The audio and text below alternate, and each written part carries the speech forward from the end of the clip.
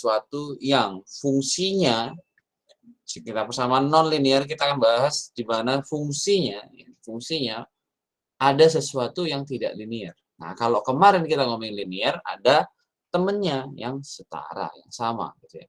Itu sebabnya penyelesaian linear itu biasanya dalam bentuk salah satu prosesnya dibuat dalam bentuk metrik, ya kan? Karena ada teman-temannya, karena setara tuh x, y, z-nya, gitu ya. Ada variabel yang dicari. Tapi kalau di sini variabelnya beda-beda antara 2x dan seterusnya sendiri-sendiri sebenarnya. Kita nggak punya penyetaraan yang lain. Itu namanya. Nah, tentuin akar, itulah yang kita akan cari. Akar itu yang dimaksud seperti apa? Akar itu adalah sebuah persamaan, fungsi persamaan f(x), di mana titik potong pada fungsi f(x) itu terhadap subu x. Nah, titik potongnya itu yang disebut sebagai root. Nah, ini yang akan kita cari nanti. Set. Oke, belum ada gambaran kan? Nah, gampang aja. Emang persamaan linear itu yang seperti apa? Ya, itu sebenarnya banyak loh, kita sehari-hari sudah mungkin bisa jadi salah satunya kita pernah memakai itu. Kalau di ini contoh kasus nih. Ini saya cuma bikin iseng aja. Contoh kasusnya misalkan kalau orang naik bis, naik taksi misalnya. Waktu itu taksi nih, contoh lama nih pakai taksi, buka pintu 10.000. Bener ya? Anggap aja 10.000. Kemudian jaraknya adalah 5.000 per kilometer. Nih, 5.000 per kilometernya. Nah, orang tersebut ngabisin duitnya 50.000 untuk bayar taksi. Pertanyaannya, berapa sih kilometer jarak yang ditempuh sama orang tersebut? Ya kan? Maka di sini bisa kita dapat. Di sini ada fungsinya yang bisa kita buatkan dari pernyataan di sini. Pertama adalah harga pertama kali, yang kedua adalah harga per kilometernya, yang ketiga adalah harga yang dikeluarkan oleh orang tersebut. Nah, jadi jika dalam bentuk persamaan, nah jadi seperti ini nih, 5.000 x plus 10.000. 5.000 dikalikan yang kita nggak tahu apanya, jaraknya kan? Kita nggak tahu nih jaraknya. Jaraknya itu kan seperti ini. 5.000 kali jarak baru nanti 10.000. Hasilnya sama dengan 50.000. 50.000 adalah duit yang dikeluarkan. Ya kan? Nah, gimana cara mencarikannya? Nah, untuk memenuhi persamaan ini, variabel ini, ya kan? Variabel x ini, maka kita bisa menggunakan contoh yang sederhana ini. Kalau hasilnya sederhana, tinggal pindah substitusi saja kan. X 40.000 dibagi 5.000 sama dengan 8 km. 8 ya kan? Jadi 8 km yang dilakukan. Nah, itu salah satunya contoh dari persamaan linear. Sebenarnya banyak sih contoh-contoh yang lain.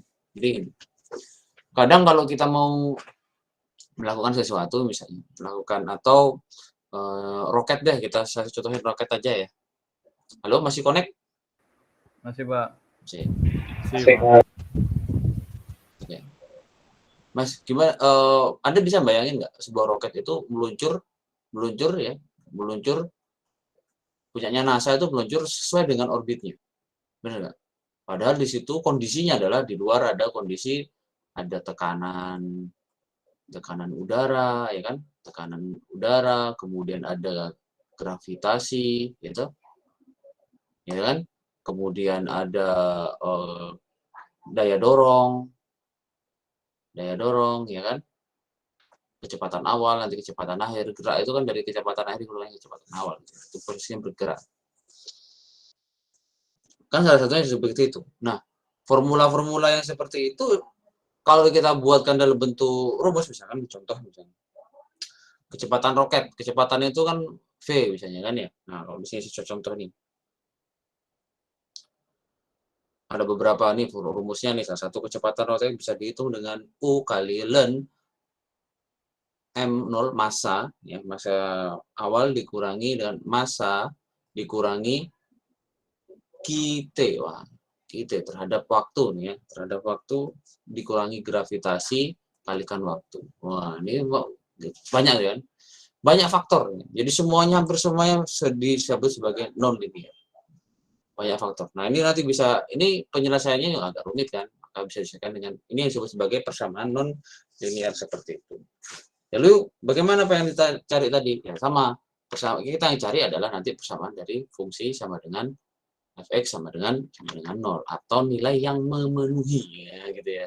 Untuk mencari nilai yang memenuhi dari variabel yang dicari. Jadi seperti itu.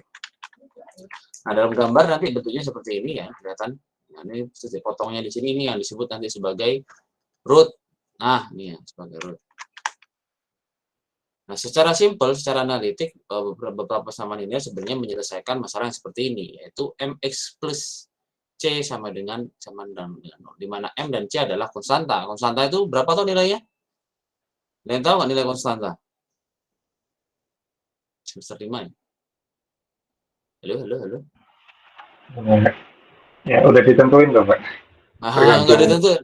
Nah, berarti saya tanya, konstanta itu apa? Nah, gitu. Nilai yang nggak berubah. Nilai yang nggak berubah, konstanta. Jadi sembarang ya, nilainya bisa negatif, bisa positif, gitu ya. Nah, berarti nilai binary, benar kan? Bisa nilainya bisa positif, kan konstanta, terserah kan? Yang penting tidak berubah kan? Nilainya tidak berubah. Nah, ini yang kita cari yang seperti itu sebenarnya. Nah, itu tadi penyederhanaannya menjadi x sama dengan min c per m. Ya. Nah, itu jika x-nya enggak ini kayak gini. 2x plus 3 sama dengan 7. Berarti kan kita tanya tuh, x itu dapatnya dari mana kan? Nah, gitu. Gampangnya sederhananya seperti itu. Namun bagaimana jika x-nya x kuadrat? Nah, ini persamaan ini yang pernah kalian dapat di SMA ya? Ya, di SMA, di SMK ada ya? Ada lah ya. Jangan bilang anak SMK nggak dapat. Berarti turu ya. Lagi pelajaran matematika berarti turu ya. Ini maaf ya, ini pangkat 2. AX kuadrat, jadi atau persamaan kuadrat, AX kuadrat plus BX dan C dan seterusnya. Nah, kadang penyelesaiannya adalah menggunakan rumus ABC yang di bawah ini. Min B plus atau min akar dari B kuadrat min 4 AC per 2A. Ya kan? Atau ada yang membuatnya seperti ini. Oh, oke, X kuadrat, X-nya ada 2, gitu kan? Begini ya? Betul deh. Kemudian tiba-tiba ditanya X-nya berapa, gitu ya. Nah, gitu. Ya, itu jika persamaannya sederhana, kuadrat. Ya. Kalau polinomial, nah, polinomial kan nanti banyak. Polinomial kan bisa X pangkat 4 ditambah BX pangkat 3 plus CX kuadrat plus, kan? Panjang nih, sampai X ke N berapa gitu. N-1 biasanya sih. 0 belakang. Nah, itu bagaimana? Apakah masih bisa menggunakan persamaan ini? Menyelesaikannya bisa nggak? Enggak. Hah? Bisa, Mas, jawabannya. Oh, bisa. Jawabannya bisa. Namun Caranya dengan beda. dengan syarat itu tadi. Ini kan rumus persamaan kuadrat. Maka persamaan yang polinomial seperti ini dibuat dalam bentuk persamaan kuadrat dulu, baru bisa digunakan formula ini. Itu caranya. Bisa, Pak. Ya ribet tapi kan. Anda bayangin aja, X pangkat 4 itu berarti kan dibuat jadi kuadrat itu kan, wah ini panjang sekali nih. Ini kurung-kurungnya panjang sekali. Ya kan? Susah, Mas. Itu adalah, makanya ada persamaan non-linear. Persamaan metode, persamaan metode numerik ya. Makanya menggunakan metode numerik. Nah, jadi pada dasarnya nanti metode non-linear adalah kita akan mencari akar. Nah, beberapa metode yang mungkin bisa kita pakai nanti ada beberapa nama. Nah, yang yang paling penting adalah metode-metode yang saya kasih kategorikan ini ya. Ini saya akan kategorikan, yaitu ada metode tertutup, yang kedua ada metode terbuka. Kebalikannya. Yang pertama adalah metode tertutup. Metode tertutup itu mencari akarnya adalah pada ring A sama B tertentu dalam. Loh, kok pakai ring, Pak? Pakai arah. Ini ingat ya. Diingat lagi. Persamaan nonlinear itu mencari potongan fungsi terhadap sumbu X. Benar ya? Berarti fungsinya sampai dengan 0. Ya. Nah, kayak gini. Saya mau menentukan ini ada di mana, saya itu nggak tahu. Bacanya begitu. Tapi kan secara visual kelihatan. Maka metode tertutup itu memberikan solusi, ya udah kamu bikin batas dong, nggak usah jauh-jauh. Di sini A, di sini B. Contoh aja misalkan A-nya itu 1, oke saya kasih nomor aja 2, 3, Terus di sini 4 misalnya, di sini 5, di sini 5,5 misalnya. B-nya 5,5. Pak, akarnya itu di mana? Kita nggak tahu, secara ini kan nggak ngerti. Ya kan? Pada dasarnya kita, karena yang terlihat kan cuma fungsinya aja kan. Fx itu sama dengan 2x sekian, sekian, sekian. Tapi secara visual, secara grafik mungkin Anda bisa lihat. Secara grafiknya bisa kelihatan. Tapi kan kita nggak tahu. Nah, biar lebih mudah, ya udah batasin aja pakai metode tertutup itu dengan cara ngasih ring-nya ya, atau ring batas. Oke, sebentar.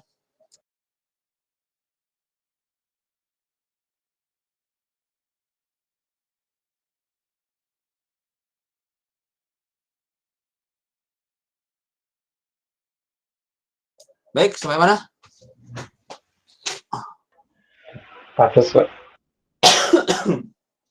Lebih batas ya. Nah, malah batuk. Mobil saya batas ya. Jadi batasin aja biar nggak jauh-jauh. Jadi batas ringnya itu dari A sampai B. Ini contohnya aja ya. Nah, kebetulan ini contohnya seperti itu. Ya, itu batas. Nah, itu metode tutup. Nah, karena kita sudah tak menentukan ini sembarangan nggak Pak? Ya enggak, nanti ada syaratnya. Dengan syarat itu kita bisa memastikan akarnya ada di dalam ini, di dalam ring ini, ya, di antara batas ini, di antara itu. Jadi sudah bisa dipastikan bahwa akar itu sudah ada. Walaupun saya nggak tahu di sebelah mana. Pak, saya ngasihnya A itu 2, saya ngasihnya 3. Akarnya gimana ya Pak? Ya, saya nggak tahu, tapi 2 dan 3 bisa Anda pastikan di dalamnya ada akar. Ini sudah pasti ada akar di sini. Sudah ada akarnya. Dengan cara apa? Nah, nanti saya bahas nanti. Karena sudah pasti ada akarnya, maka disebut sebagai pasti konvergen. Kan pasti ketemu loh, kan di dalamnya sudah pasti kok. Ya kan? Kamu tinggal nyari aja. Mas, misalkan nih, contohnya misalnya contoh. Itu loh, di daerah yang orang Jogja banyak ya. Misalkan gini aja. Di daerah Condong Catur, nah, di kampus kita itu, Condong Catur itu ada soto enak misalnya. Sotonya enak banget. Enaknya nggak lebih banget gitu ya. Enak banget. Yang satunya bilang begitu. Yang satunya kalau dibilangin begini, di Jogja itu ada soto. Enak banget. Nah, gitu. Mana lebih cepat Mas nyarinya? Yang ngomong enak banget se-Jogja atau yang se-Condong Catur? Concat, Pak. Secondong catur. Se-Condong Catur. Kenapa? Batasnya lebih kecil kan?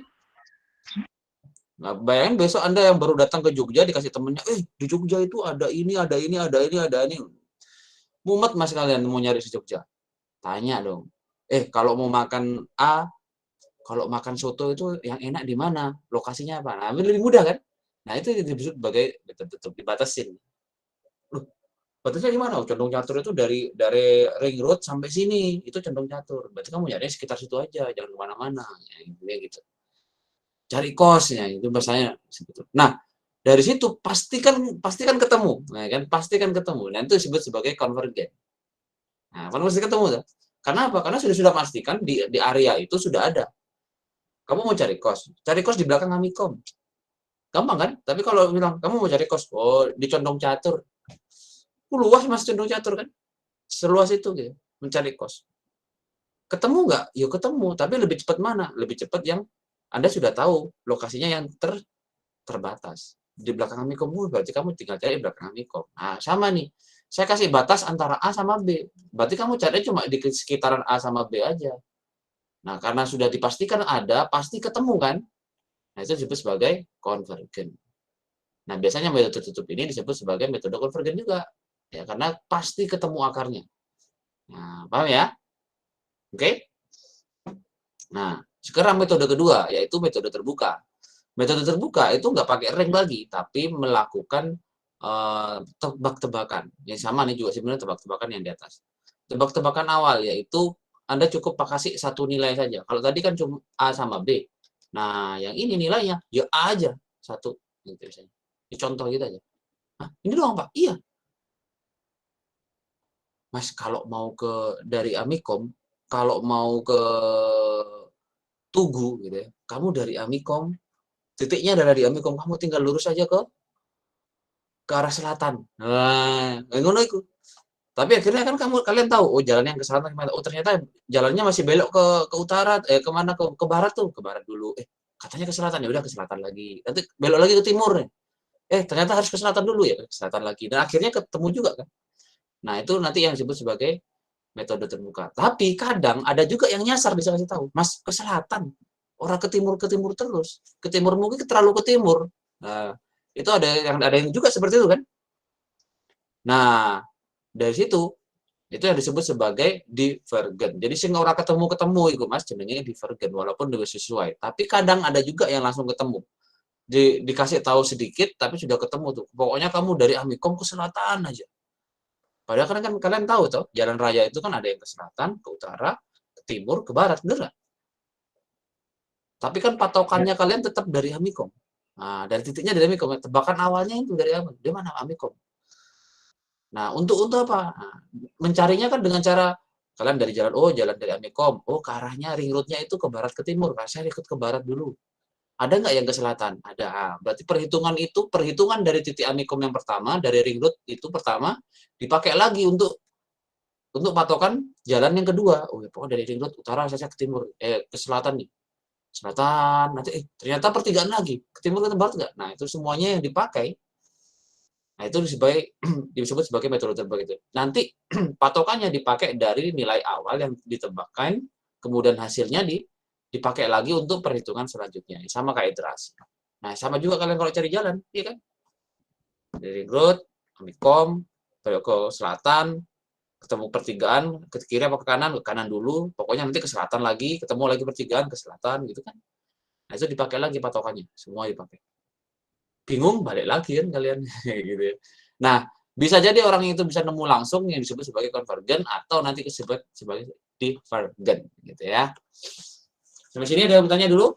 Nggak ada, belum pusing nih kayaknya. Si gampang nih, nggak gampang sih. Nah, apa saja metode tertutup? Nah, ini metode tertutup disebut sebagai metode tabel. Yang kedua ada namanya metode biseksi. Ini salah tuh deh sebenarnya. Entah salah tulis atau gimana, karena beberapa referensi nulisnya biseksi. Padahal dalam in English itu namanya bisection. Bisection itu berarti apa? Bagian. Ya. Bagian atau ditulis karena dibuatnya dibentuk di dalam bentuk bagian, ada yang bilang nanti bagi dua. Nah, bagi dua. Karena nanti formulanya memang dibagi dua. Kemudian ada yang namanya regula false. Regula false itu adalah titik salah, ya, titik salah. Awal-awalnya salah. Dari kesalahan itu kamu melakukan perbaikan. Perbaikan diperbaiki salah sampai mendekati. Begitu. Ya, itu tertutup. Untuk metode tabel jelas nih ya, bahasanya sudah jelas. Nah, disclaimer dari sekarang, metode tabel silakan belajar sendiri. Karena ini mudah, cukup mudah. Karena nanti formulanya dibagi sejumlah dari tabel yang Anda mau pakai. Pak 1100 terserah kalian. Nah, itu nanti ada di situ. Di internet banyak, silakan caranya. Nah, nanti saya bahas sedikit ya, yang kita bahas fokus di sini adalah metode bisection ini. Ya, metode bagi dua. Ya. Oke, untuk metode recursive minggu depan. Saya langsung lihat dulu metode terbuka, nanti ngomongin iterasi sederhana, kemudian ada pakai Newton Raphson. Nah, Newton Raphson nanti ada macam-macam ya. Kemudian ada metode second. Oke, sampai sini. Ada yang sudah pernah mengenali persamaan atau metode-metode di atas? Yang sudah pernah pakai mungkin? Belum, Mbak. Masa belum ya? Metode Newton itu kayaknya pernah ada di SMA deh kayaknya. Iterasi jelas ya. Ada. Baik. Sampai sini? Nggak ada pertanyaan? Tidak ada. Saya lanjut ke teorema untuk metode terbuka. Tertutup dulu. Nah, kita membahas ini. Tadi kan sudah dikasih tahu ya, metode terbuka itu menentukan jarak atau A dan B atau titik jaraknya. Ya, untuk batas itu. Nah, untuk menentukan A dan B, harus diperhatikan bahwa untuk menentukan A dan B itu harus memenuhi ini dulu. Ini formulanya. Diingat-ingat ya. Formulanya fungsi A dikali fungsi B lebih kecil dari 0. Nah, kenapa? Secara grafis nanti akan kelihatan kalau dia nilainya adalah lebih kecil dari 0, maka di antara itu sudah pasti ada fungsi yang berpotongan dengan suku X. Itu sudah ketahuan tuh. Tapi jika dia fungsi A kali fungsi B itu lebih besar dari 0, ini, maka ringnya itu seperti ini. Dia belum ada yang berpotongan. Nah, ini lebih kecil dari 0 atau lebih besar dari 0, bisa menangkap maksudnya nggak? Iya, Mas. Oke. Ini ada, saya biasanya lebih suka mengatakan kalau FA kali FB itu nilainya negatif, itu ada root-nya. Kalau nilainya positif, itu ada root-nya. Bisa lihat? Karena kadang ada yang mengatakan min 1, gitu. Kan itu lebih kecil dari 0, Pak. Ada yang bilang gitu ya? Ada nggak? Tapi biasanya lebih gampangnya sih gitu ya, lebih gampangnya adalah saya menyebutnya negatif karena nanti ada perkalian di situ, Mas.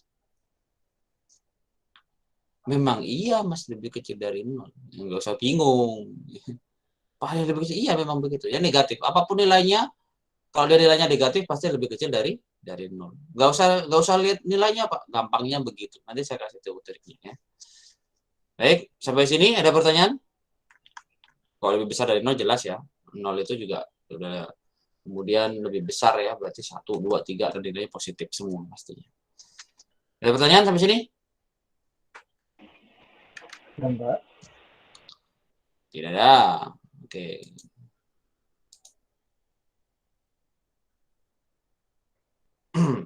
Oh iya, saya lanjut ke slide selanjutnya. Metode bisection. Nah, metode bisection ini agak lama karena saya harus jelasin ini ya, teorinya dulu. Ini udah jam 4 nih. Sudah sampai?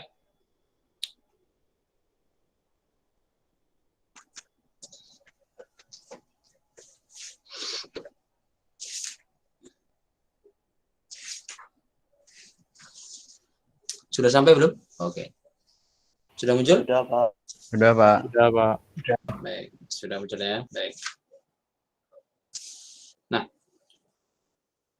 metode bisection, nah ini tulisannya bisection. Ini modul bukan dari saya nih, saya juga dapat dari beberapa internet referensi. Jadi ide awalnya memang menggunakan metode tabel. Metode bisection ini adalah termasuk metode tertutup tadi ya. Tertutup. Oke. Disclaimer lagi tadi ya. Tadi sudah saya jelasin bahwa ringnya itu pasti ada akarnya. Nah, pasti ada akarnya. Awalnya memang perbaikan dari metode tabel. Karena metode tabel dia dibagi sejumlah n. Sejumlah n itu terserah kalian. Mau tabelnya pakai 10, pakai 20 gitu ya. Nah, kalau di sini kita enggak. Jadi bisection itu ranknya cuma dibagi 2 saja. Itu sebabnya namanya section. Section, bagian. Jadi bikin beberapa bagian. Nah, beberapa itu 2 dulu di sini. Pertama kali itu 2. Nanti setelah itu dibagi 2 lagi, dibagi 2. Nah, dari 2 bagian ini, dibagi 2 bagian nih, contoh gini kan. Kalau dibagi 2 bagian, antara saya punya A sama B, maka saya akan menentukan paling tengahnya. Cara paling gampang untuk menentukan paling tengahnya gimana? Antara A dan B.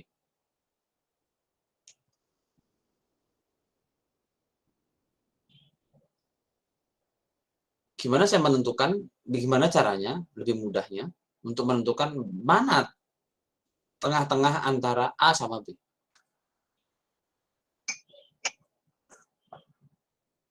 Mas, kalian tuh punya roti panjang, atau punya roti deh, 1 roti. Kalau mau berbagi sama temennya, biar kalian merasa biar adil, caranya itu gimana ini, Mas? Temannya biar Di tengahnya. Cari titik tengah, Pak. Dibagi sama panjang, Pak. Dibagi sama panjang. Ya, oke, betul. Nah, kalau dibagi sama panjang berarti caranya gimana? Biar sama-sama panjang.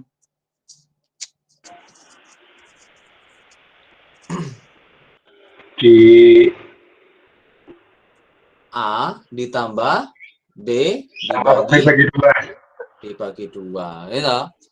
Nah, kalau dicontohkan, kalau mau berbagi sama ceweknya atau sama cowoknya, gimana Pak? Nggak dibagi dua, Mas. Aku yang sidik, kok kamu yang sedikit, kamu yang lebih banyak, gitu ya. Kalau cewek, gitu.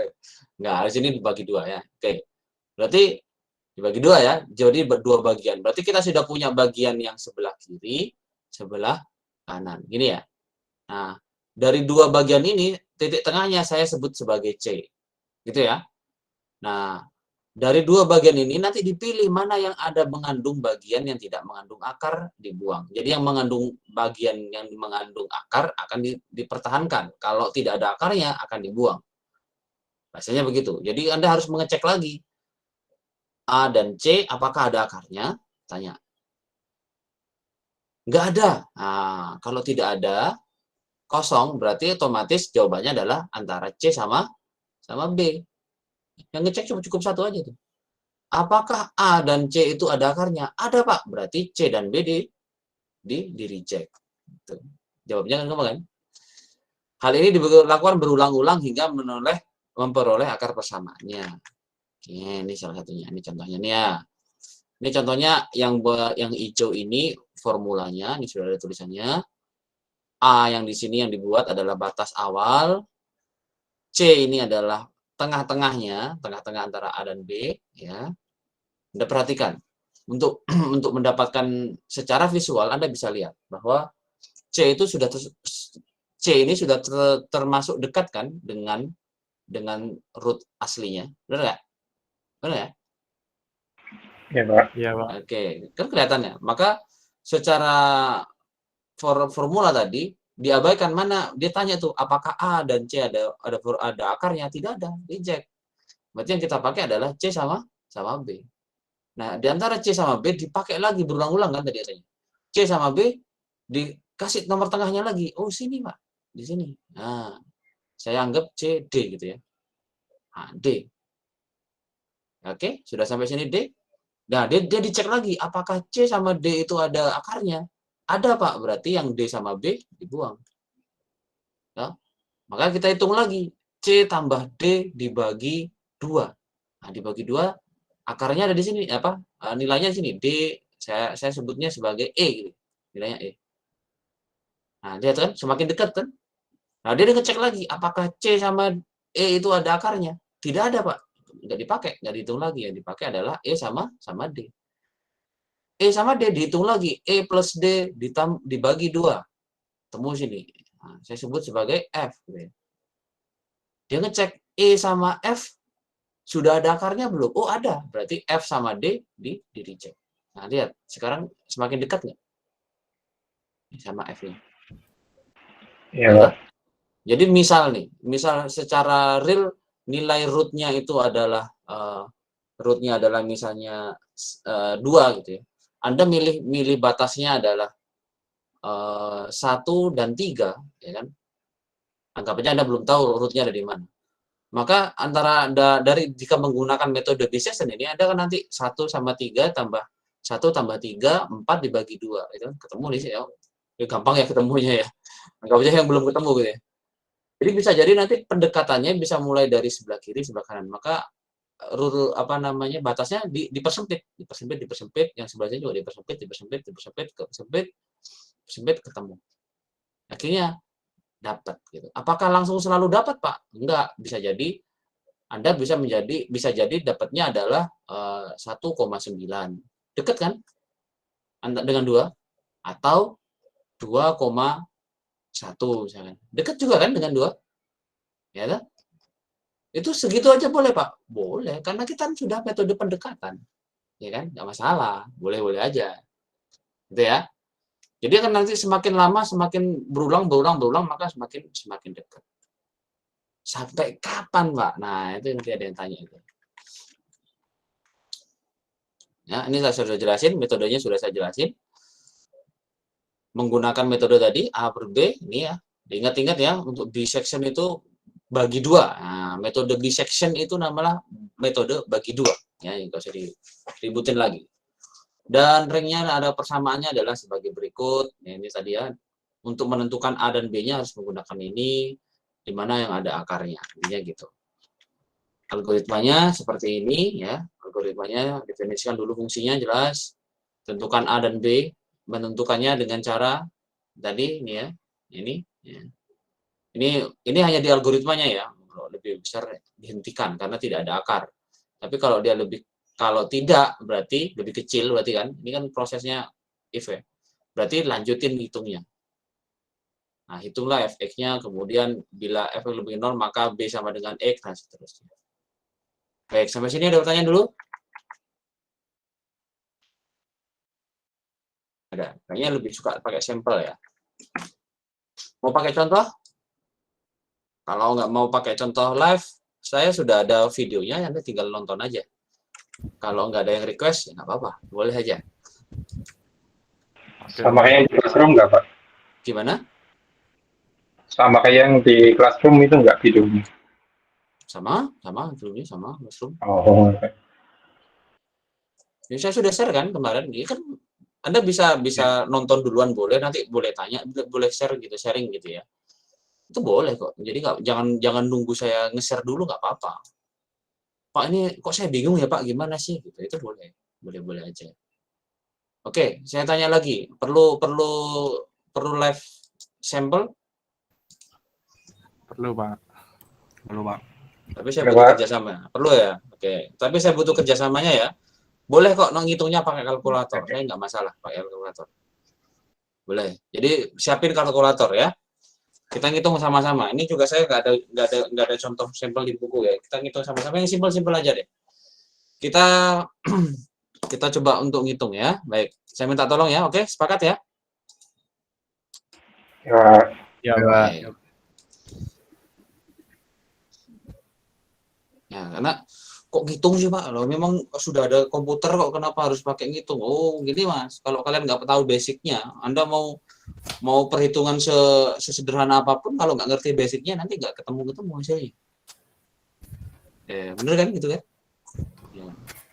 Padahal kan matematika itu kan cuma urusannya sama penjumlahan dan pengurangan, betul kan? Ada lagi nggak? Kali ya, aslinya tambah, Pak. Nah, iya, sama kan? Kali juga penjumlahan yang berulang, pengaliannya ya. Oke. Coba yang lain, saya mau memastikan itu dulu aja. Mas, 3 kali 4 itu yang benar yang mana? Ini saya memastikan dulu nih, ini basic nih. Biar kemarin sempat muncul soalnya di kelas yang sebelah. 3 kali 4 itu sudah tahu ya jawabannya berapa? 12. Nah, 12. 12. Tahu ya? Tadi lupa. Tadi kan bilangnya aritmatika itu cuma penjumlahan sama pengurangan. Oh, ini ada perkalian bagaimana? Perkalian itu sebenarnya ada penjumlahan yang berulang. Yang berulang apanya? Nah, ini ada gini nih, Mas. Ada 3 tambah 3 tambah 3 tambah 3. Benar nggak? Ada yang begitu kan? Ya. Iya, Pak. 4 tambah 4 tambah 4 tambah. Pertanyaannya itu sama. Apa yang mana yang 4 kali apa yang 3 kali? 3 yang 4 kali atau 4 yang 3 kali? Ini sama loh 12 semua. 3-nya 4 kali, Pak. 3-4 kali, Pak. Gimana 3-nya yang 4 kali? Ada yang mau pendapat lain?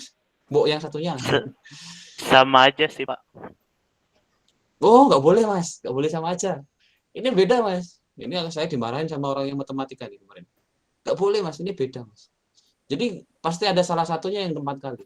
Jadi ada pengali, ada yang menjadi pengali, ada yang dikalikan. Ini contoh gini aja ini. Kemarin dicontohin gini. Mas, kalau udah pernah ke dokter misalkan atau pernah tahu ada saudara ke dokter, tahu ya? Iya, Ya. Pak. Mungkin punya pengalaman kan? Dokter biasanya bilang, ini obatnya diminum 3 kali sehari. Bener ya? Iya. Benar, Pak. 3 kali sehari. Sehari kan berarti 1 ya? Sehari kan 1 berarti. Nah, ini tanya.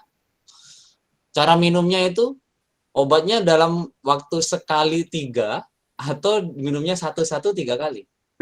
1 1 3 kali, Pak. Berapa? 1 3 kali. Minum obat loh. Ya kan? Loh, kalau ini sama saja Mas, berarti saya minum obat 3 kali langsung boleh dong. Over dosis Pak. Karena kamu bilangnya 3 kali sehari, iya kan? Bener nggak? Sakit Pak, Tiganya overdosis Pak. satu atau lah kan sehari 3 mas, bener kan sama tuh. Tapi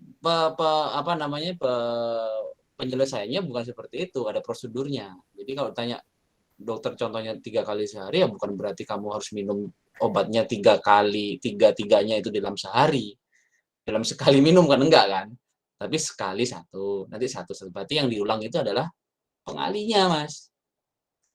1 tambah 1 tambah 1 kan gitu kan? 1 pagi, 1 siang, 1 malam kan gitu kan, satu-satu kan? Berarti yang diulang itu adalah pengalinya. Jadi kalau ditanya mana, ini bukan berarti sama saja. 3 kali 3, 3 tambah 3 tambah 3 tambah 3 enggak. Yang benar adalah 4-nya 3 kali. Tuh logika matematika begitu. Yang ini benar nggak Pak? Secara nilai memang benar, tapi secara prosedur salah. Oke? Ini logikanya begitu Mas. Guys, umur berapa kalian baru tahu itu gitu. Hari ini Pak. Hari ini Pak. Hari ini. Oke. Terima kasih infonya. Di Ini mail itu dulu biasanya Pak. gimana? Jadi selama ini yang kami pelajari salah ya Pak. Nggak salah Mas, belum tepat saja ya. Saya juga sama-sama belajar kok. Nah, ya. Baiklah, saya mulai dari contoh sampel dulu ya. Baik, saya bikinkan sebuah fungsi. Oke, bisa saya lanjut nih? Lanjut ya. Ya. Ya, Pak. Lanjut Pak. Oke, Pas, Pak. contoh soal ya. Sama-sama ngitung ya, saya juga nggak bisa langsung ngitung semua. Contohnya di sini adalah X pangkat 3 min 7X plus 1 sama dengan 0. Ini sebenarnya kemarin contoh yang sama saya gunakan di kelas yang sama. Yang kemarin. Oke, kita pakai formula ini atau fungsi ini. Ya. Jadi kita selesaikan menggunakan metode tertutup tadi. Metode bisection. Ya, bisection itu tadi bagi 2 ya. Nah, pertama kali yang harus Anda kerjakan apa tuh? Yang pertama kali yang Anda harus kerjakan adalah menentukan ringnya. A dan B. Jaraknya. Ya, yang harus Anda tentukan adalah jaraknya dulu. A dan B. Dengan cara bagaimana untuk menentukan A-nya? Pak, angkanya berapa? Limitnya berapa? Bebas. Jawabannya adalah bebas. Bebas bersyarat, Mas. Nah, paham ya? Bebas bersyarat. Bebas boleh kamu mana aja, tapi ada syaratnya nanti. Maksudnya bebas bersyarat gimana, Pak? Pak, saya mau A-nya sama dengan 1, B-nya sama dengan 2. Nah, baru masuk syaratnya. Syaratnya gimana? Nah, cek dong. Dicek dulu. Cek dengan FA kali FB lebih kecil dari 0. Apakah dengan FA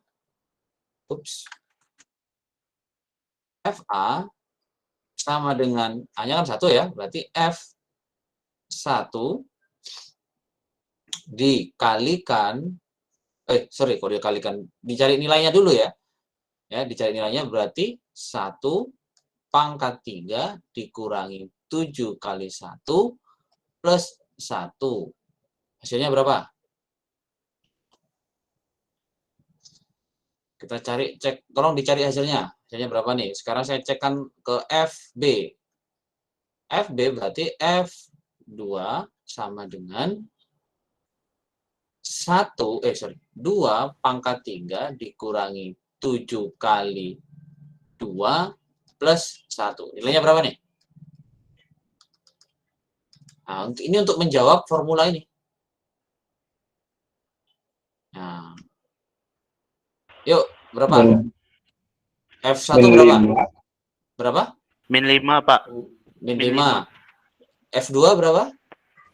3. 3. Ini benar ya?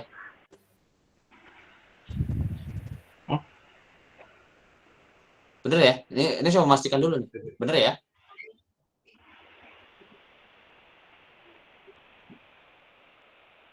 Pakai kalkulator aja, nggak apa-apa. Nggak apa-apa. Pakai kalkulator. Bener ya? F1 5 ya? 1 pangkat 3. 1. Ini karena perkalian 7 kali 1, 7. 1 dikurangi 7, Min 6. min 6. Min 6 tambah 1, Min 5. Min 5. min 5. Ya, oke. Bener ya? Ya. Yang di bawahnya juga bener ya? Saya udah nggak pastikan lagi ya. 3, bener. Gimana? Yang bawah min 5, Pak. Min 5 juga, Pak. Yang bawah min 5. Oke, yang bawah min 5. Sama ya? Nilainya sama ya? Oke. Oke. Nah, min 5 dimasukkanlah ke formula di sini. Set. Nah, ini dia. FA kali FB apa lebih kecil dari 0? Nah, tanya, min 5 kali min 5 apakah lebih kecil dari 0? Enggak. Enggak. Kalau tidak berarti ini nggak boleh di. Nah, berarti ring A1 sama 2 nggak boleh, Mas. Lalu gimana, Pak? Ya cari nilai yang lainnya lagi. Berapa, Pak? Sembarang. Asal memenuhi syarat yang ada di sini. Itu ya? Paham ya? Oke, sekarang kira-kira berapa nih? Nah, sekarang kira-kira berapa? 2 dengan 3 gitu ya? 2 dengan 3 ya, coba ya. 2 dengan 3. Berarti sini F2. F2 itu nilainya tadi berapa? Min 5. Kalau 3 berapa? F3 berapa? 3 pangkat 3 dikurangi 7 kali 3 ditambah 1. 3 kali 3, 9 kali 3, 27. 27 dikurangi 7. 7. Positif atau negatif? Positif. Oke, dicek sekarang. Apakah min 5, masukkan ke formula ini ya, FAFB, apakah min 5 kali 7 itu lebih kecil dari 0? Ya. Iya, Pak. Ya, nilainya berapa? Min 35. Min 35. Lebih kecil dari 0 ya? Oke, berarti deal. Nah, berarti bisa dipakai nih. A, B-nya bisa dipakai. Kita sekarang punya A dan B dengan nilai yang sudah sesuai dengan syaratnya, yaitu 2 dan 3. Min 35. Ini gampangnya gini, Mas. Kalau Anda nggak mau lihat nilainya, cukup Anda lihat sign-nya aja, tandanya. Karena min kali min itu pasti positif. Benar nggak? Itu positif tambah positif, jelas positif. Nah, berarti nanti yang memenuhi itu pasti salah satunya nilainya negatif. Kalau negatif ketemunya positif, pasti nilainya negatif. Ini contohnya. Ya kan? Jadi Anda nggak perlu tanya nilainya, Pak, ini berapa? Nggak usah. Pokoknya kalau min kali plus, berarti min. Sudah, berarti syaratnya tercukupi. Gampangnya begitu. Paham ya? Oke, sudah. Oke. Nah, baik. Apakah ini bisa lanjut, Pak? Bisa. Berarti kita sekarang lanjut aja. Saya anggap D, ya. Oke, saya kasih warna berbeda. Saya anggap D A ditambah B dibagi dengan 2. Jadi nilai yang baru nanti adalah D ya. Adalah D. Dan Anda nggak terlalu pusing nanti. Maka masukkanlah di situ. 2 ditambah 3 dibagi dengan 2. Nilainya berapa? 5/2. Berapa? 2,5 ya. 3,5. 2,5. 2,5 ya? Bener nggak? 5 dibagi 2 kan 2,5 ya? Iya, Pak. Oke, berarti sekarang kita punya titik baru yang disebut sebagai D. Yang di sini A, yang di sini B, tengahnya D. Kita ngecek antara A dan D ada akarnya enggak? Caranya gimana? Masukkan lagi tadi. Carilah FD. FD itu adalah 2,5. Maka masukkan aja. 2,5 pangkat 3 dikurangi 7 kali 2,5 plus 1. Berapa nilainya? Kalkulator we. Sambil saya nunggu.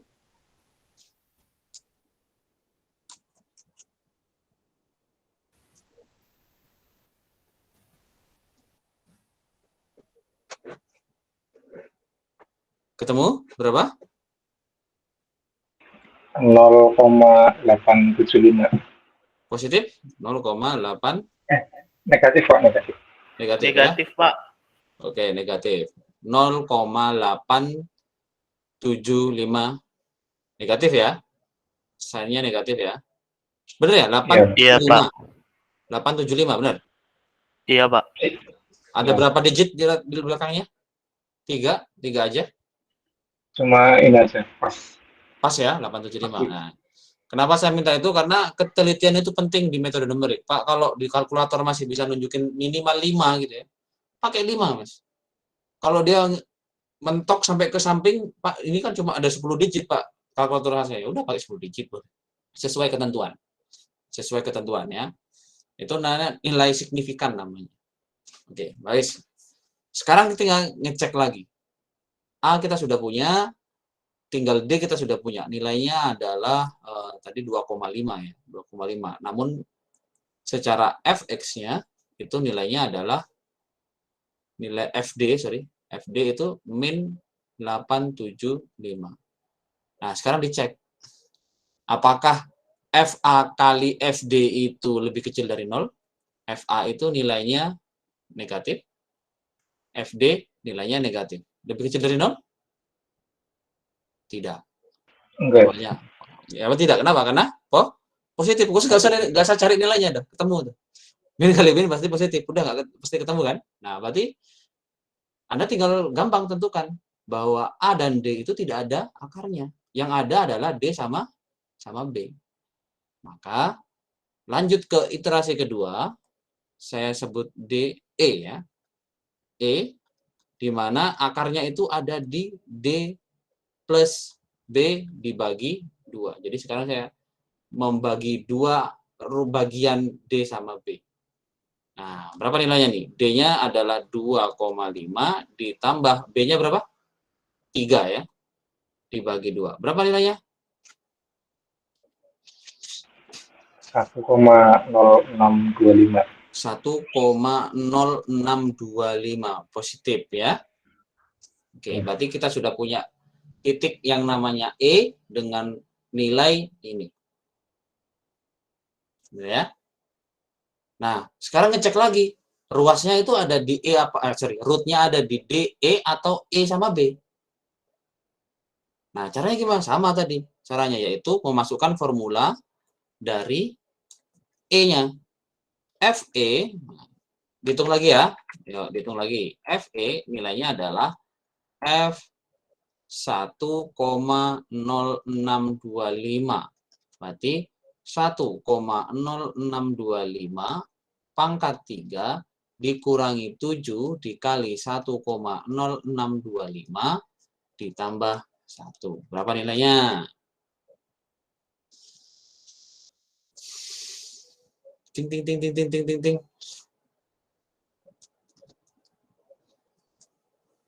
Yuk, berapa? Saya tunggu. Pakai kalkulator. Jadi kalau waktu saya di offline itu mahasiswa boleh Mas buka kalkulator tuh boleh. Scientific calculating boleh. Silakan. Yang penting kalian tahu sistemnya gimana. Nilai berapa nilai? Minus 5. Oke. Ini bener ya? Minus 5. Iya. 23803. 230 803. Itu 0 di depan 8 nggak ada, Pak? Ya nggak apa-apa. Oh, berapa? Mana?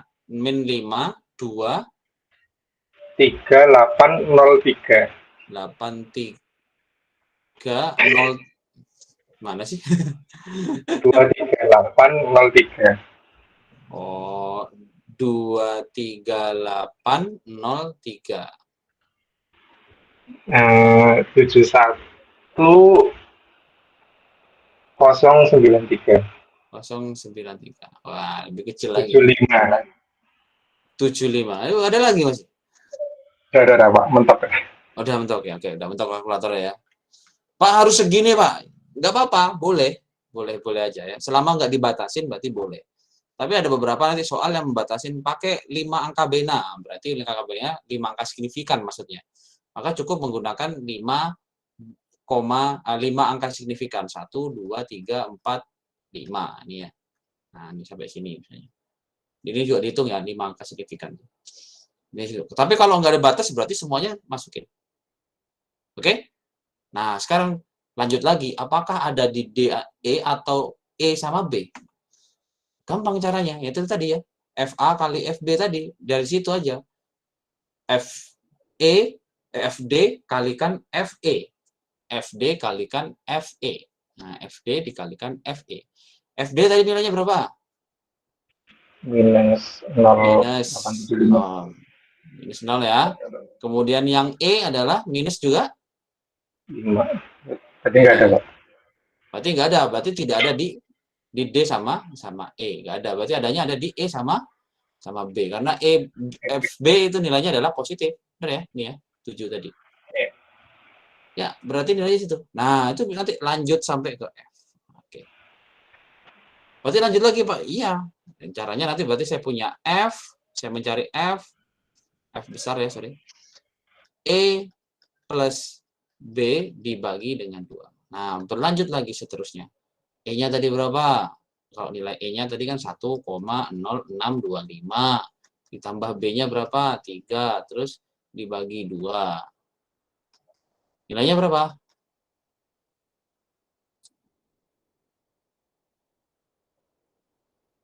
4. 4,05 ya. 4,0625 dibagi 2. Berapa nih? 2, 03125. 125. 03125. Oke, 0. Ya. Ya. 03125. Oke, positif ya. Ya kan? Nah, oke. Saya sampai saya mentokkan dulu sampai F. Pertanyaan tuh, lalu Pak, jawabannya tuh yang mana? Kayak gitu. Pak, yang jawabannya mana? Yang ini, Mas. Yang nilai tengahnya. Kalau kalian nanti terakhir adalah E, berarti yang nilai terakhirnya adalah E, bukan FE, bukan FE. Jadi bukan FE nilainya itu. Misalnya adalah itu. Jadi berapakah root-nya? Nah, kan gitu. Berapakah root-nya? Root-nya itu ini, Pak. Nah, yang E-nya. Jadi bukan FE-nya ya. Karena kan fungsinya yang mau ditanya. Perpotongan dengan subuh X, ya kan? Nah, subuh X-nya yang keberapa? Nah, itu yang tanya. Berarti X-nya itu. Nah, gitu ya. Pertanyaannya tadi, sampai kapan, Pak? Ini diulang, Pak. Mau sampai kapan? Nah, sampai dengan ketelitian yang ditentukan. Ketelitian itu diambil dari selisih antara nilai terakhir dengan nilai min 1 sebelum terakhir. Contoh, di sini yang terakhir akan F ya. Maka nilai selisihnya berapa? Kalau mau berhenti. Ini contoh aja, karena saya tidak menentukan selisih ya tadi. Berapa? Dari F dikurangi dengan E. Hasilnya berapa nih? F itu 2,03125 dikurangi dengan berapa ya tadi? 1 ya. 1,0625. Berapa nilainya?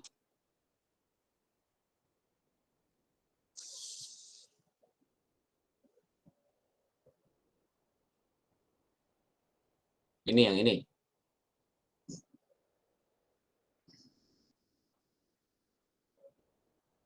Berapa nilainya? Halo? Masih gitu? 0,96875. 0,9675 gitu. 875. 775. Oh ya, boleh 775. Pendekatannya beda-beda. Ya, baik. Loh, Pak. 0,0 Ketemunya Pak. itu, Pak. Iya, boleh. Loh, Pak kan ketemunya 0. Ini kan mendekati 0 kan? Nah, kalian seberapa dekat dengan 0-nya? Nah, bisa jadi Anda menggunakan, oke, Pak. Saya nanti pendekatan 0-nya adalah 10 pangkat min 5, Pak. Berarti 0,0001 misalnya. Nah, ini masih 0,01. Ini sudah cukup dekat, Pak. Ya udah bagus nih. Nah, tapi kurang dekat lagi, Pak. Ya udah kamu lanjut lagi. Ya, jadi kayak gitu. Kalau di komputer nanti ada dua syarat ya untuk berhenti. Yang pertama adalah selisihnya. Oke. Ditentuin, Pak. Selisihnya pokoknya harus 0,0005, Pak. kalau mau lebih kecil lagi 0, pangkat min 10, Pak. Nah, kecil lagi. Atau dengan jumlah iterasi. Pak, cukup diulang atau dihitung sampai 5 kali atau 100 kali aja, Pak. Nah, jauh kali ya. Diulang sampai 10 kali aja, Pak. Pokoknya nilainya segitu. Walaupun tidak menyampai pada selisihnya atau batas minimal pendekatannya, pakai iterasinya, jumlah iterasinya itu udah boleh selesai. Jadi yang kedua adalah iterasinya mau berapa. Ini tergantung kalian nih. Siapa yang nentuin, Pak? Yo, user ya.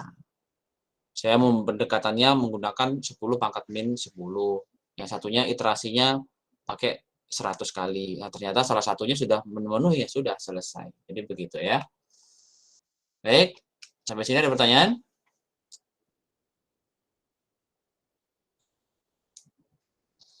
Nah, ini bisa sampai EF. Nah, teman-teman ya, kalian lagi juga besok nggak usah bingung loh ya. Nanti biasanya formulanya itu bukan pakai A, B, C, D, E, F, tapi bisa menggunakan X kalau Anda mau cari referensi lainnya. Jadi ketemunya adalah X0 dan X1 gitu misalnya. Saya mau mencari X0 sama X1 dibagi 2. Nilai barunya berapa? X2. Gitu. Ada nggak gitu? Jadi sama aja nih ya, sama aja. Atau ada yang mau mencari X mulai dari apa nih? X min 1. Dimulai dari X min 1. Yang satunya X dikurangi dengan X1. Berarti yang baru berapa? X2. Gitu. Itu ada yang begitu juga. Ada yang begitu. Ya, jadi nggak usah bingung. Jadi pada dasarnya itu memang adalah batas ditambah batas awal ditambah batas awal ditambah dengan batas akhir dibagi 2. Itu nanti yang hasilnya memenuhi terhadap X-nya. Kenapa pakai menggunakan X? Karena biasanya beberapa peneliti menggunakan variabel X itu untuk sebagai variabel yang dicari. Jadi nggak usah bingung ya. Saya kira nggak usah bingung ya besok. Nanti aku tanya, Pak, X1-nya berapa? X2-nya berapa? X3-nya berapa? Ya, tergantung dari formulanya tadi. Berarti kalau saya contohin di sini, boleh? Contohin di sini sedikit. Misalnya A sama B-nya saya ganti menjadi X1 sama X2. Berarti Anda tentuin X1 sama X2-nya, gitu kan? Berarti yang dicari adalah X3, ya kan? Ya toh, yang baru kan X3, berarti X3 sama dengan X1 ditambah dengan X2 bagi 2, begitu. Dapatlah X3. Ya, anggap aja yang D ini adalah X3. Ya. Nah, gitu kan. Habis itu dicari lagi, berarti yang X keberapa nih sekarang? X4 yang baru. X4 yang baru. X4 itu diambil dari D sama B. Berarti tadi D sama B, X3 ditambah X2. Kan gitu. Bagi 2. Ya. D itu tadi adalah X3, B itu adalah X2. Nah, gitu maksudnya. Jadi sama aja. Jadi penamaan variabel ya terserah ya. Jadi intinya terserah. Ya terserah siapa yang ngasih soal, bukan terserah kalian gitu ya, maksudnya gitu. Baik. Sampai sini ini contoh soal. Contoh soalnya hampir sama dengan apa yang saya pernah bikin videonya, cuma dalam bentuk live. Waktu itu belum sempat aja lah. Itu waktu transisi pandemi waktu itu. Bagaimana caranya bikin sebuah media yang saya nggak perlu ngulang-ngulang lagi. Kalau Anda mau tanya, lihat aja di video saya, lihat aja videonya, lihat, like, komen, dan subscribe. Itu nantinya. Baik, ada pertanyaan? Tidak ada? Tidak ada, Pak. Ya. Ini jumlah pemainnya hari ini ada 47, tapi saya yakin yang presensi itu lebih dari itu. Ada pertanyaan nih kayaknya. Oh, tidak ada. 0 U G N Y. Teman-teman, tadi saya sempat ke kampus dan sempat ada yang membahas. Ini yang membahas bukan dosen biasa, beliaunya adalah direktur di salah satu direktorat di Amikom, ya. Dia komplain, bukan komplain sih, laporan sama ketua jurusan, bahasanya gitu. Bu, ya, ketua jurusan kita kan Bu Indah namanya. Bu, itu mahasiswamu ini ngomong mahasiswamu karena beliaunya home base-nya itu ada di S2, ada di MTI. Bu, mahasiswamu itu ghosting katanya. Nah, tahu ghosting ya? Di meet-nya nggak ada, di presensinya ada. Nah, ingat ya, ini ada isu sudah masuk ke kalian seperti itu. Jadi saya harap nanti ya, ini saya juga karena saya pas kebetulan ada di situ ya saya juga lapor aja. Bu, punya saya juga ada Bu, 47 yang presensi bisa sampai 60 nantinya. Gitu. Oh iya Pak, ya sudah Pak, nanti ditandain saja kelas mana. Ya, gitulah ditanya. Gitu ya. Ini saya ngomong duluan nih. Biar Anda nanti nggak kaget. Nanti dikiranya ini enggak. Karena memang itu buat apa? Buat proses pembelajarannya. Itu buat memang prosesnya ada yang seperti itu. Kok dikasih tahu ya saya kasih tahu sama kalian, karena yang rugi nanti juga kalian juga nantinya. Karena bukan gara-gara orang yang nggak ikut itu, tapi sekelas Mas nantinya. Kenanya sekelas. Paham ya? Jadi saya harap yang ikut di sini, yang ikut benar-benar ikut.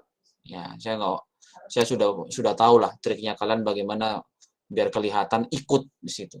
Open mic, open cam, ya paling cuma ya open cam tangi turun kayak. Nah, diceritain juga sama salah satu ketua jurusan di jurusan sebelah, ya, saya nggak bisa nyebutin. Mangkel anaknya, terus tanya, kamu mau lapor sama siapa lagi? Wong saya yang ketua jurusannya, cepat buka wah itu. Sayangnya saya nggak punya kuasa kayak gitu nih kayaknya. Jadi saya bisa aja sih buka. Kalau nggak dibuka nanti saya presentasi satu-satu ya. Enggak lah, kalian udah gede. Saya capek kayak gitu tuh nantinya ya. Itu ya Mas ya. Ya teman-teman ya. Saya harap seperti itulah ya. Ini sudah setahun. Jadi udah nggak ada alasan macam-macam. Pak off cam karena A, B, C, D, E. Saya tidak mau memberikan statement yang kayak gitu, tapi Anda sudah tahu kan kemarin bahwa sebenarnya wajib open cam. Tapi saya tidak mau kasih statement boleh untuk tidak open cam. Tapi kalau tiba-tiba ada prosedur yang mengatakan, Pak, kelasnya Bapak itu sering open cam nggak? Enggak. Jadi kita jawab enggak gitu kan. Nah, saya nggak bisa ngapa-ngapain. Kalian juga yang punya hak ya kan kalian tuh. Kalau saya bilang, oh enggak buka open cam. Oh ya Pak, udah. Nah, takutnya ditandain. Desain gitu ya. Efeknya apa? Saya nggak tahu efeknya apa. Tapi kalian sudah tahu aturannya. Secara administratif, jika kalian melanggar berarti sebuah pelanggaran di situ intinya begitu. Tapi saya nggak mau ngasih statement boleh nggak pakai open cam ya, boleh nggak pakai. Jadi teman-teman nanti mungkin ada beberapa dosen yang mewajibkan kalian untuk open cam, ada juga seperti saya yang saya dan care untuk nggak terlalu peduli dengan kalian mau open cam apa enggak, yang penting kalian tahu materinya apa hari ini. Ya, karena pada dasarnya kalau metode numerik, kalau kalian nggak pernah memperhatikan sama sekali, saya pastikan Anda nggak ngeh apa yang Anda kerjakan. Apalagi tugas-tugas yang nanti akan saya berikan. Baik, sampai sini. Di classroom. Oh iya Pak, lupa. Ya. Mau tanya Pak. Boleh. Ini kan nanti kan misalnya kan ada disuruh ngambil berapa angka, terus kita tuh hitungannya angkanya lebih gitu. Itu pakai pembulatan nggak Pak? Misalnya dibulatkan ke atas atau angka di belakangnya udah biarin aja. Gitu. Oh, itu ada di materi pertama Mas ya. Jadi kalau diatur, misalkan di soalnya diatur, tolong gunakan 5 angka di belakang koma, misalnya gitu ya. Misalnya gitu kan maksudmu? Iya Pak. Tapi di kalkulator ada 10 angka koma. Nah, pembulatannya misalnya ambil pembulatan yang apa ya bahasanya itu. Jadi kalau dia lebih dari angka 5, maka dibulatkan. Misalkan kok lebih kurang dari 5, biasanya dibulatkan. Misalkan 0,1, 111, yang satunya yang belakang jadi 2. Misalnya gitu. Iya, kurang dari intinya begitu ya, intinya dibulatkan ke atas kalau kurang dari 5 atau 3 ya, saya lupa. Ada aturannya itu di bab pertama itu. Nah, bisa, tapi kalau jika dia lebih dari angka tersebut, maka dia udah di segitu aja. Misalkan 7,8 7 misalkan gimana sih? Pembulatannya itu gimana ya? Biar kayaknya sudah sama, sudah tahu semua deh. Coba biar nanti nggak salah kaprah. Nanti kalau misalkan saya nggak paham materialnya, ya saya harus memastikan orang yang ahli di bidang itu ya. Ya bersama-sama belajar. Misalnya kalau angkanya itu 7,892 gitu. Kalau yang mau dipakai cuma satu di belakang koma, maka ini kan nih lebih dari 5 dibulatin ke atas. Kalau di sini lebih dari 5 itu dibulatinnya ke atas ke sini berarti. Pak, saya mau pakai satu angka di belakang koma ya, berarti sini 7,9.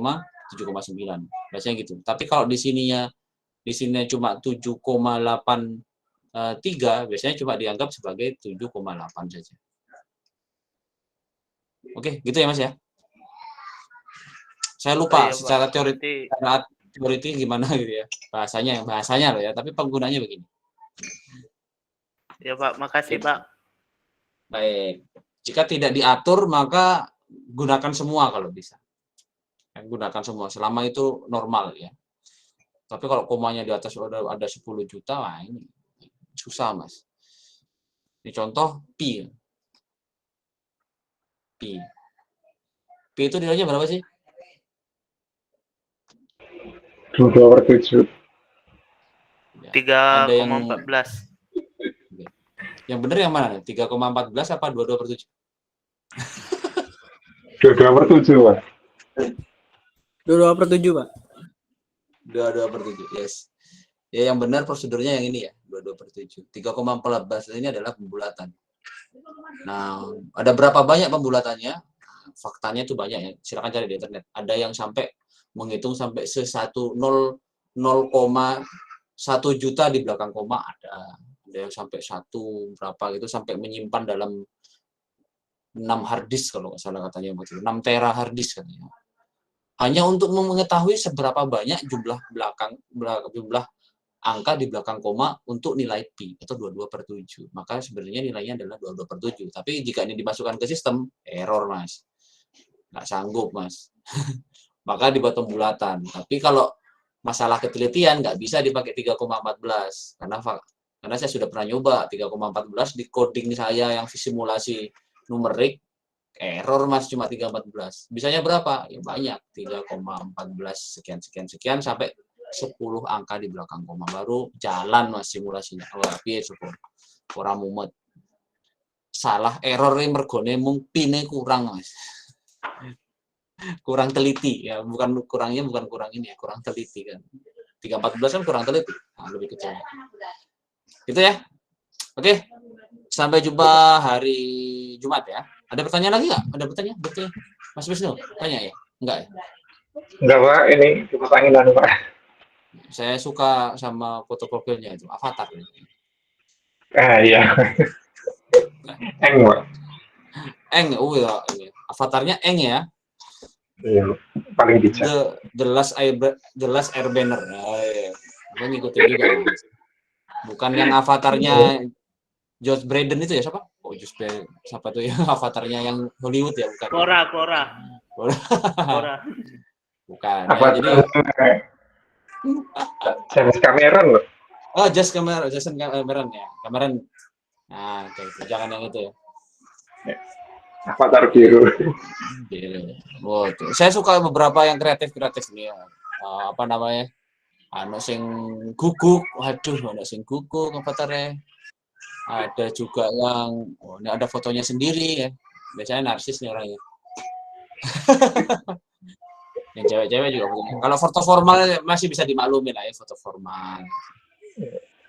Aduh, ono sing One Punch Man ya. Siapa nih? Mas David. One Punch Man bukan itu, Mas? Bukan ya? Foto profil ya. Oke, sampai sini. Saya harap nanti bisa nonlinear itu bisa dipakai mana aja, Pak? Bisa dipakai mana aja, bisa memprediksi apa aja sebenarnya sih. Memprediksi sesuatu itu bisa karena prediksi itu menggunakan persamaan nonlinear. Pak, bisa nggak memprediksi saham? Bisa, selama kamu punya datanya. Jawabannya bisa. Pernah dipakai untuk memprediksi jumlah kasus COVID ya waktu awal-awal pandemi itu kan. Hari pertama, hari kedua, hari ketiga, nah, segini loh. Pernah lihat itu kan? Pernah dengar itu prediksinya? Akan kali lipat. Nah, itu pakai persamaan nonlinear. persamaan nonlinear yang dipakai. Itu nanti ada metode yang bisa dipakai besok ya. Besok ada metodenya itu. Persamaan nonlinear, setelah persamaan nonlinear nanti ada metode-metode lain yang bisa dipakai itu. Setelah regresi kayaknya. Oke, begitu. Terima kasih buat hari ini. Sehat selalu buat kalian. Sampai jumpa hari Jumat ya. Cuma Pak. Oke. Dengan ini saya selesaikan pertemuan ini. Terima kasih. Selamat sore. Assalamualaikum warahmatullahi wabarakatuh. Waalaikumsalam.